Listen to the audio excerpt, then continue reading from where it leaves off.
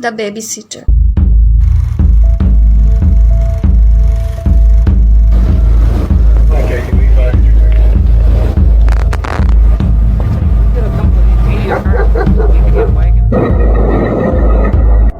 রোদ দ্বারা পরিবেষ্টিত ছবির মতো সুন্দর উত্তর আমেরিকার একটি ছোট রাজ্য মিশিগান। সুশৃঙ্খল মনোরম এই রাজ্যে ঘটে যায় দুঃস্বপ্নাতীত কয়েকটি ঘটনা। ঊনবিংশ শতাব্দীর চাঞ্চল্যকর unsolved murder mystery the babysitter. 1976 থেকে 1977 সালের মধ্যে কমপক্ষে 4 জন বা তার থেকে বেশি শিশু হত্যা হয়েছিল। রাজ্যটির ডেট্রয়েট শহরের ওকল্যান্ড কাউন্টি কমিউনিটিতে 2 জন ছেলে ও 2 জন মেয়ে নিখোঁজ হয়।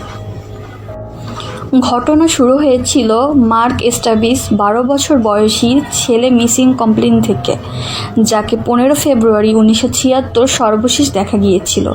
4 দিন পর এর লাশ পাওয়া যায়। শ্বাসরোধ করে একে হত্যা করা হয়েছিল। ছেলেটি সেক্সুয়ালি অ্যাসাল্টেড ছিল।